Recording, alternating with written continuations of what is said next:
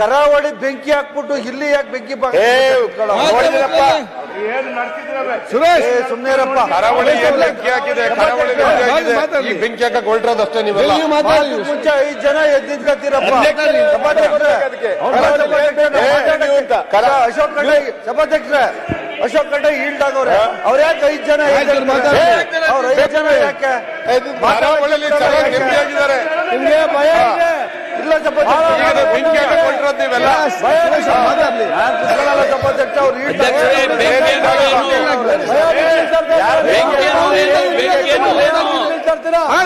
ಸಭಾಧ್ಯಕ್ಷರೇ,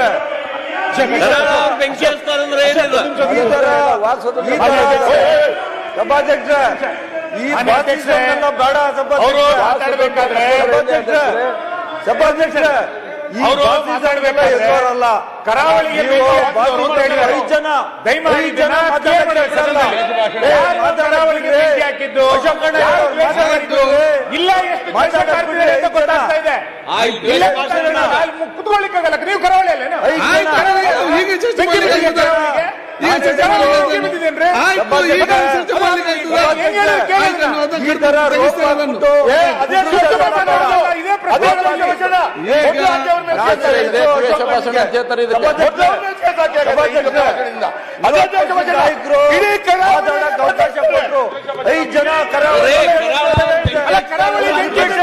ಹಿಂದೂ ಸಮಾಜ ಹೌದು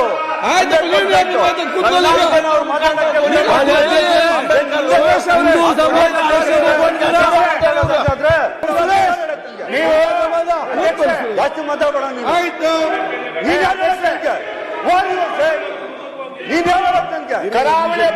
ಅಶೋಕ್ ಖಂಡ್ರೆ ಹೇಳೋರೆ ನಾನು ಮಾತಾಡ್ತೀನಿ. ನಾನು ಅವ್ರ ಜೊತೆ ಕೇಸ್ ಹಾಕಿ ನೀವು ಕುತ್ಕೊಂತ ಹೇಳಕ್ ನಿಮ್ಗಿಲ್ಲ ಅಧಿಕಾರ. ಅಧ್ಯಕ್ಷರೇ, ನಿಮ್ಗಿಲ್ಲ ಅಧಿಕಾರ, ನಿಮ್ಗಿಲ್ಲ ಅಧಿಕಾರ. ಅಶೋಕ್ ಖಂಡ್ರೆ ನಾನು ಕುತ್ಕೊತೀನಿ. ಅಧ್ಯಕ್ಷ ಏನೇನೋ ಅರ್ಥ ಮಾಡಬೇಡ.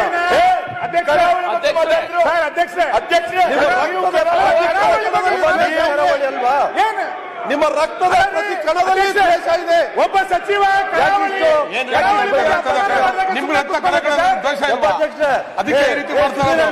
ಯಾಕೆ ಭಯ? ಕರಾವಳಿ ಬೆಂಕಿ ಬಿದ್ದಿದೆ ಅಂದ್ರೆ ನಾನೇನು ಹೇಳಿದೆ? ಕರಾವಳಿಗೆ ಬೆಂಕಿ ಬೆಂಕಿ ಬಿದ್ದಿದೆ. ಯಾಕೆ ಮಾತಾಡ್ತೀರಿ? ಕರಾವಳಿ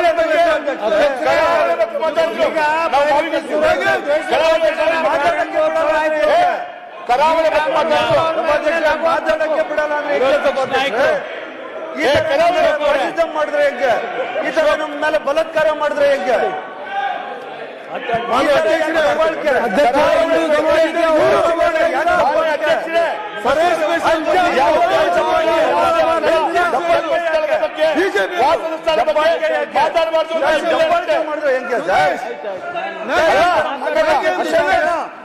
ನಾಗೇಂದ್ರ ಅವರೇ,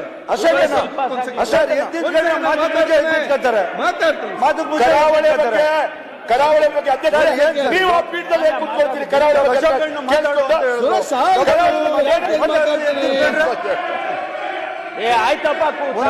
2 3 4 5 ಎದ್ದಿತ್ಕತ್ತೀರ. ಕರಾವಳಿ ಬಗ್ಗೆ ನನ್ನ ಪ್ರಶ್ನೆ ಇರ್ತಕ್ಕಂಥ ಭಾಷಣ ಇದರಿಂದಲೇ ನೋಡಿ, ಪ್ರತಿಪಕ್ಷ ನಾಯಕರು ಮಾತಾಡ್ತಾರೆ, ಎಲ್ಲ ಕಿವಿಗೆ ಏರ್ಫೋನ್ ಹಾಕಿ, ಕಿಯರ್ಗೆ ಏರ್ಫೋನ್ ಹಾಕಿ. ಅಧ್ಯಕ್ಷ ಅವರು ಮಾತಾ ಕೇಳ್ತಾರೆ ಎಲ್ಲ. ಕರಾವಳಿ ಬಗ್ಗೆ ಮಾತಾಡಿ.